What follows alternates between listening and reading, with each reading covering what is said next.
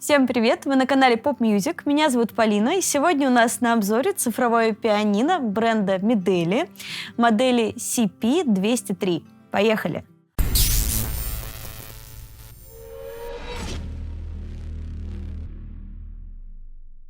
Ну что, перед нами сегодня корпусное цифровое пианино.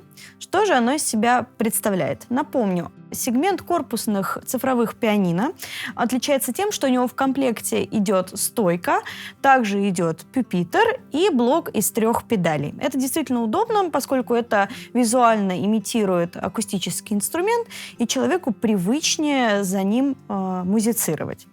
Здесь у нас 88 клавиш, молоточковая механика, клавиатура чувствительная к нажатию, здесь 5 степеней чувствительности, покрытие клавиш матовое, что также довольно удобно с точки зрения касания. Во всяком случае, на мой взгляд, матовые клавиши, они менее маркие, меньше скользят, тем самым не затрудняя исполнение каких-то быстрых виртуозных пассажей.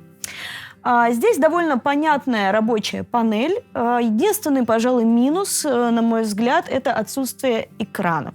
В современных моделях довольно много инструментов, где уже присутствует экран, это очень сильно упрощает работу и поиск различных функций. То есть вы визуально видите, какой эффект вы выбираете, какой тембр или стиль. Здесь у нас кнопочная система. То есть здесь различные функции выбираются только за счет комбинации клавиш или нажатия конкретной кнопки. Но здесь, тем не менее, более-менее понятная рабочая панель. Здесь у нас кнопка включения-выключения инструмента, также клавиши переключения громкости, добавления эффекта Brilliance. Также есть несколько вариантов работы с метрономом, с песнями или с записью. И далее представлены клавиши для выбора функций, для изменения темпа, для переключения между различными стилями и песнями. И также здесь выделены секции разных инструментов. Здесь отдельно секция клавишных инструментов, секция электропиано, различные другие клавишные инструменты, в том числе ударная секция, это, например, колокольчики или ксилофон, также секция синтовых инструментов и другие, в числе которых струнный оркестр или различные тембры басов, акустических или электробасов. Но сейчас по порядку посмотрим. Здесь переключение тембров идет нажатием на клавишу конкретной секции. В этом инструменте заложено 30 основных тембров, также 50 различных вариантов аккомпанемента ритмического стиля и также 100 различных предустановленных мелодий, будь то классические произведения или что-то более современное. Ну что, перейдем непосредственно к обзору данных тембров, которые есть в этом инструменте. И начнем мы, конечно же, с тембра классического фортепиано. Здесь есть 4 основных тембра фортепиано. Классически исполняется тембр немецкого фортепиано. Также есть тембр более яркого звучания, bright piano. И отличительной чертой этого инструмента является наличие нового фортепианного тембра. Здесь он называется как японское фортепиано, то есть тембр японских акустических инструментов. Сейчас посмотрим, чем же они отличаются. Первоначально возьмем классический тембр German piano.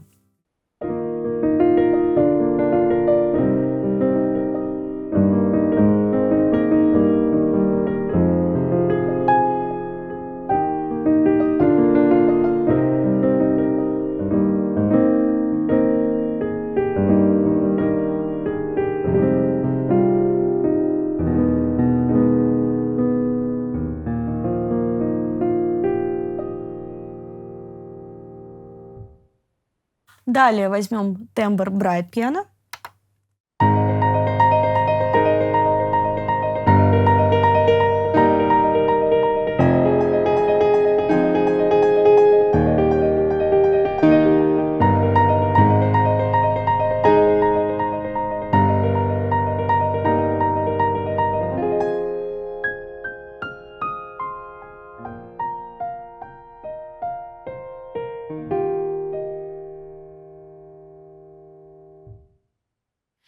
И рассмотрим как раз тембр варианта японского фортепиано. Довольно интересный тембр.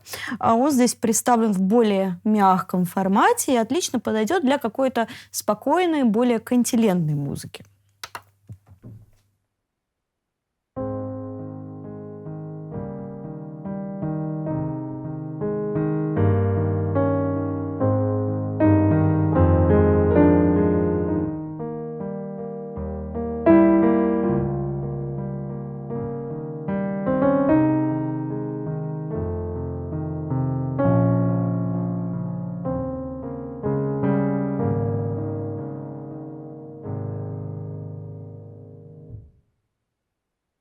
Также рассмотрим другие секции инструментов, которые здесь представлены. Например, секция электропиано.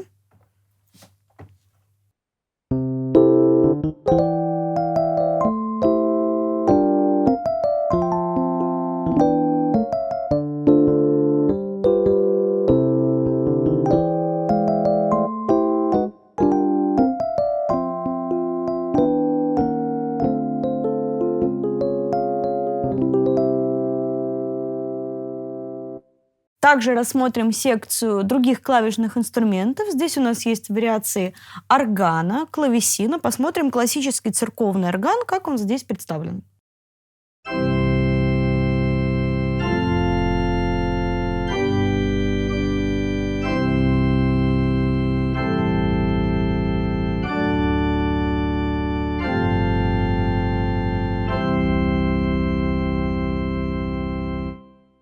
Также посмотрим, что из себя представляет секция синтовых инструментов. И здесь у нас как раз представлен тембр струнного оркестра.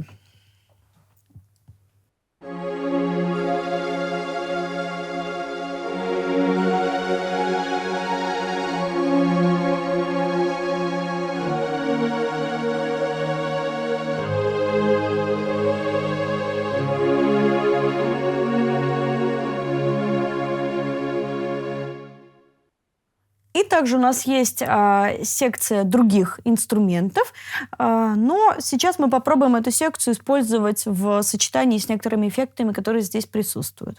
Как и во многих других инструментах, аналогов данного инструмента, здесь есть функции Layer и Split.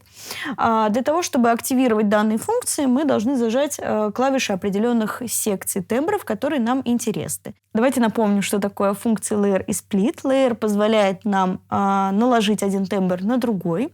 Таким образом, сочетает два абсолютно разных тембра для какого-то нового звучания, которое нам нужно. И также есть функция Split, которая позволяет нам визуально разделить клавиатуру на две части. Таким образом, левая часть клавиатуры у нас может выполнять функцию баса, а правая часть клавиатуры может быть мелодическая, и там может быть использован тембр фортепиано или любого другого инструмента. Начнем с Layer. Для того, чтобы активировать функцию Layer, нам нужно зажать две клавиши наших тембров. К примеру, возьмем классическое сочетание фортепиано и струнный оркестр. Для этого мы зажимаем две клавиши. Они обе загораются. Смотрим, как это звучит.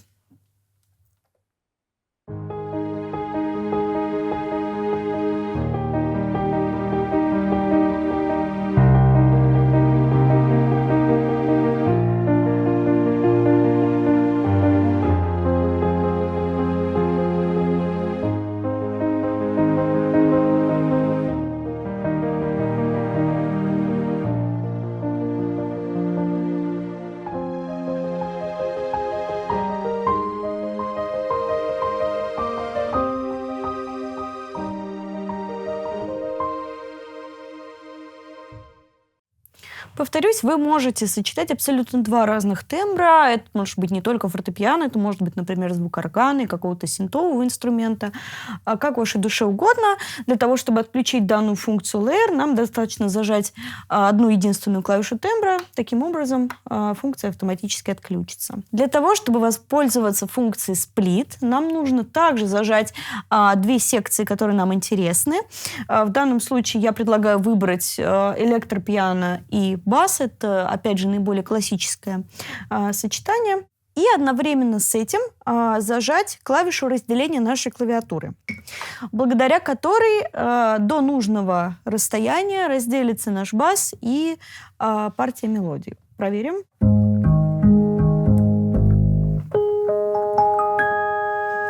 Клавиатура разделилась, таким образом можем что-нибудь использовать в этом эффекте.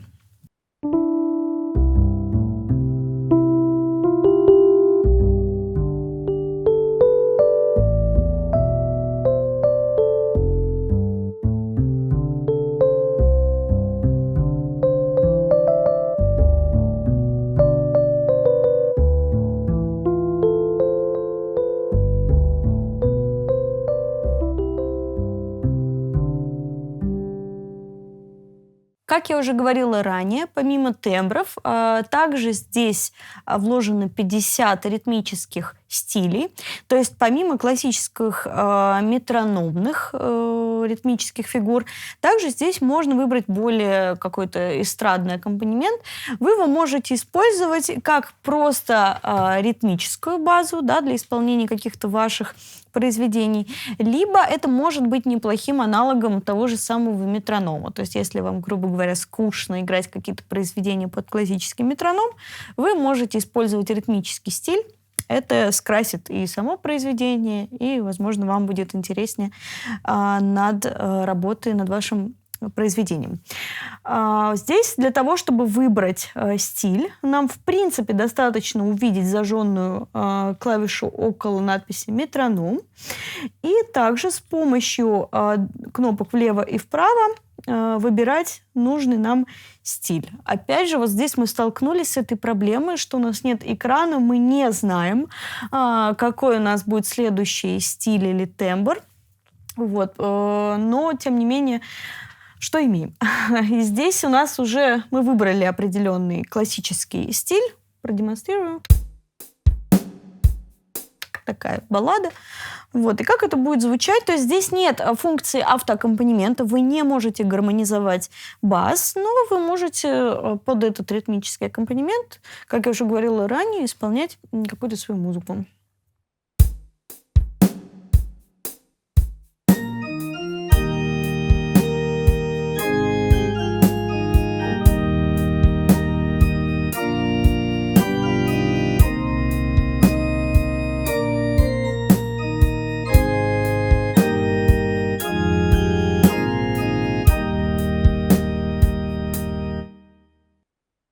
И также, помимо тембров и ритмических стилей, здесь есть предустановленные мелодии. Здесь их 100 разных штук. Как их можно использовать? На самом деле, многие считают, что это довольно бесполезная функция в данных инструментах, поскольку здесь нет функции обучения, то есть здесь в основном это нужно для прослушивания. Но, опять же, если, к примеру, ребенок хочет научиться играть на инструменте, ему довольно скучно играть самостоятельно, он может приобщаться к инструменту вместе с более профессиональным исполнением. То есть у вас, например, звучит какая-то классическая мелодия, сейчас мы как раз ее посмотрим, и ребенок может одновременно с этой музыкой исполнять что-то свое, что поможет ему лучше слышать данные произведения. Для того, чтобы выбрать секцию песен, у нас есть клавиша Shift, которая отвечает за переключение. В данном случае мы доводим до надписи Song, нажимаем Play, и воспроизводится мелодия.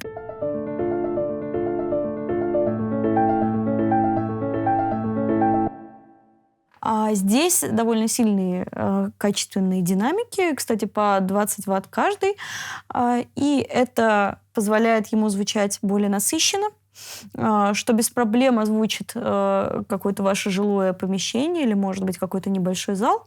И благодаря этому уже предустановленная музыка звучит также насыщенно, также полно, то есть можно просто насладиться звучанием данного инструмента, использовать как музыкальное сопровождение, или же, повторюсь, одновременно с ним исполнять что-то свое. И еще одной очень важной функцией, которая есть в данном инструменте, является функция записи. Здесь есть одна пользовательская дорожка. То есть вы можете, выучивая какое-то произведение, или вам интересно просто запечатлеть какой-то аккомпанемент, и вы можете воспользоваться этой функцией записи, таким образом записать какую-то, не знаю, может быть, аккомпанирующую подложку в своем исполнении, включить play и уже играть что-то под эту запись. В данном случае здесь пользовательская дорожка только одна, и для того, чтобы поменять запись, вы просто также нажимаете на кнопку Record. Здесь есть отдельное меню записи. Через кнопку Shift переводим в запись, нажимаем кнопку Record. Таким образом у нас сотрется предыдущая запись, и можно будет загрузить что-то новое. Можно сохранять ваши записи на другое устройство, но об этом чуть-чуть попозже. Также, помимо стандартных функций, которые имеются в данном инструменте, здесь есть еще одни базовые варианты эффектов. Это настройка реверберации, это добавление хороса, это изменение чувствительности. Все это здесь можно сделать с помощью комбинации разных клавиш на клавиатуре. Здесь в данном случае поможет инструкция, которая есть в комплекте. Там будет описано, какие комбинации клавиш использовать для того, чтобы активировать тот или иной эффект. И еще одной интересной отличительной чертой этих инструментов являются настройки струнного и демпферного резонанса. Для чего это нужно? Простыми словами, у наших акустических инструментов имеется определенный звук в момент, когда мы, например, нажимаем педаль или касаемся большого количества клавиш. Мы слышим это эхо, которое звучит в деке. То есть сам классический акустический инструмент, он звучит в момент нажатия, в момент касания молоточков. И здесь также присутствует этот эффект. То есть мы создаем ощущение игры на акустическом инструменте. То есть, например, в момент нажатия педали у нас имеется характерный звук, который создает вот это ощущение нажатия и закрытия струн в момент игры на акустическом инструменте. То есть это довольно интересно, поскольку это создает больше акустический эффект и приближает нас к звучанию живого инструмента, создавая меньшую разницу между ними. Что у нас здесь имеется по подключению? Здесь у нас есть разъем для подключения к компьютеру. Это как раз то, о чем я говорила ранее. То есть вы можете подключить данный инструмент к компьютеру и, например, сохранять туда мелодии, которые вы исполняете. Таким образом, они у вас будут храниться на устройстве, и это даст вам возможность записать несколько произведений и сохранить их на долгое время. Также здесь есть разъем MIDI out, есть разъем Line out для подключения внешней звуковой системы, для того, чтобы можно было звук сделать еще более насыщенный, еще более громкий. Также есть разъем под наушники.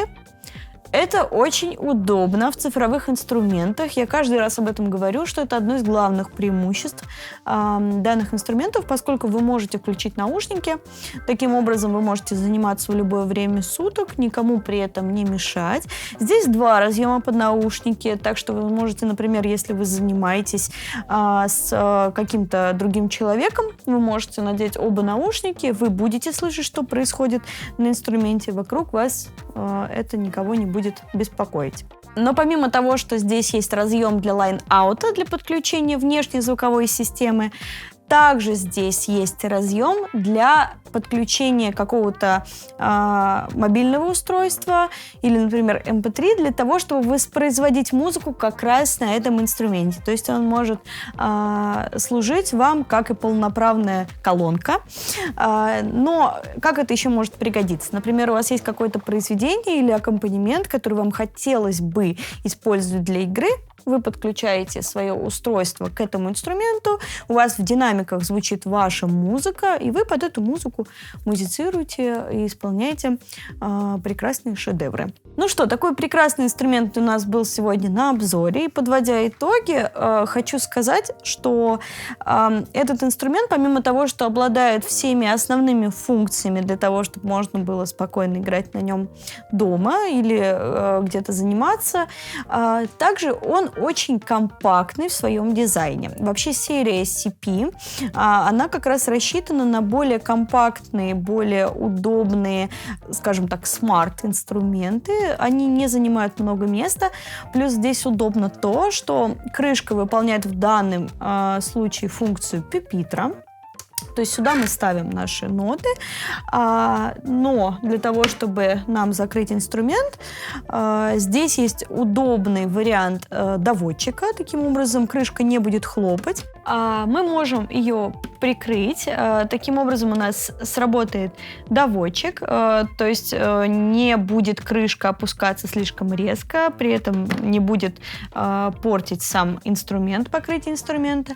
Но интересно, что в момент закрытия наш инструмент автоматически выключится. Таким образом, если вы или ваш ребенок куда-то очень сильно торопились и забыли выключить инструмент, в момент закрытия крышки он автоматически будет выключен. Ну и, конечно же, другие качества, на которые стоит обратить внимание, несмотря на то, что здесь не максимальное количество голосов полифонии, здесь их 192, но, тем не менее, озвученность инструмента полная, прекрасно подойдет для обучения дома.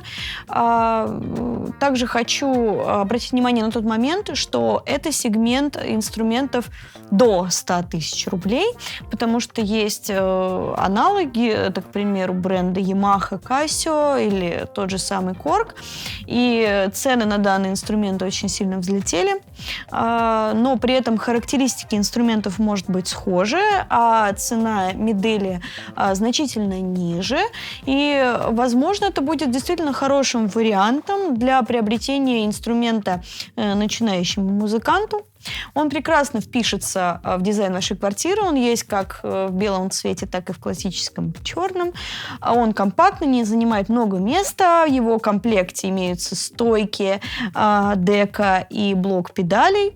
То, что ничего дополнительно докупать не нужно, это также огромный плюс для данного инструмента. Поэтому я считаю, что такой инструмент будет прекрасным дополнением для вашего дома, для занятия музыкой. Ну а что думаете вы по поводу данного инструмента? Оставляйте ваши комментарии, задавайте вопросы, ставьте лайки, делайте репосты. А с вами была я, Полина. До новых встреч. Пока-пока. Что так? А можешь на педальки понажимать? Я вообще-то с педалью играю. А? С педалью играю. Подожди, там сэмпл проработан, что ли, такой? Какой? Да, там сэмпл, видимо, записан, нажимание педали. Вот это да. Я просто смотрю, что-то непонятно, то ли микрофон... А то, что бухает? А? То, что бухает? Да.